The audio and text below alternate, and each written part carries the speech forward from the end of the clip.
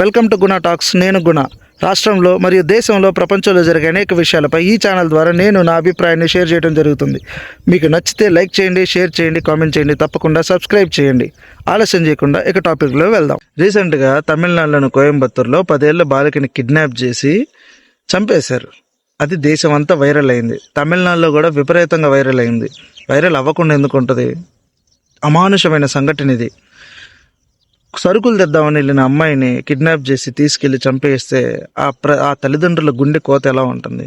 తమిళనాడు మొత్తం ఈ విషయం బొగ్గుమని మండుకోవటం మొదలైంది. ప్రతిపక్షాలు విజయ్ మీద తీవ్రమైన విమర్శలు చేయటం మొదలుపెట్టారు. విజయ్ తాను వచ్చిన 10-15 రోజుల్లోనే తాను తీసుకుంటున్న నిర్ణయాలతో అందరి మెప్పును పొందుతున్నాడు.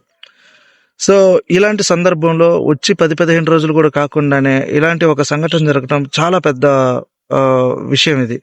సో దాన్ని ఎలా డీల్ చేస్తాడు అని తమిళనాడు ప్రజలందరూ అడగటం మొదలుపెట్టారు. ఈ సందర్భంలో ఈ పాప మర్డర్ విషయంలో ప్రెస్ మీట్ పెట్టి 3 IPSలు పక్కపక్క ఏకైక నవ్వుకుంటున్నారు. ఇది చాలా తీవ్రమైన బాధకు గురి చేసిన విషయం. వీళ్ళ విషయంలో విజయ్ ఇప్పటికే సీరియస్ యాక్షన్ తీసుకుని వీళ్ళని సస్పెండ్ చేసినట్టుగా తెలుస్తుంది.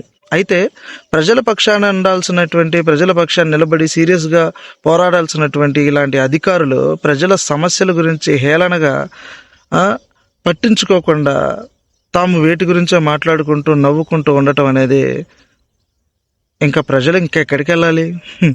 న్యాయం కోసం ఇంకెవరి దగ్గరికి వెళ్ళాలి? దేనికి వెళ్ళాలి? ఎవరైనా ప్రభుత్వాన్ని ప్రశ్నించి ఇది తప్పు, ఇలా ఎందుకు అంటున్నారు, ఇలా ఎందుకు చేస్తున్నారు, ప్రజల్ని ఇలా ఎందుకు ఇబ్బంది పెడుతున్నారు, గ్యాస్ ఏమైంది, ఎలక్ట్రిసిటీ ఏమైంది, పెట్రోలు డీజిల్ ఎందుకు రేట్లు పెరుగుతున్నాయి, బయట దేశాలతో పోల్చుకుంటే మనం ఎందుకు పతనం అవుతున్నాము, భారతదేశంలో మతాలు కులాలు చిచ్చులేంటి, ఇలాంటి విషయాలపై మాట్లాడిన వాళ్ళని కేసులు పెడుతూ జైల్లో పెడుతూ ఇబ్బందులు పాలు చేస్తుంటే, ఈ విషయాల్లో అత్యంత ఎక్కువగా ఇంట్రెస్ట్ చూపించి చాలా సీరియస్గా పనిచేసే వ్యక్తులు ఎవరో తెలుసా?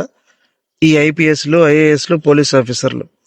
అందరినీ అంటం లేదు, ఎక్కువ మంది ఎవరైతే అమ్ముడు పోతారో వాళ్ళు.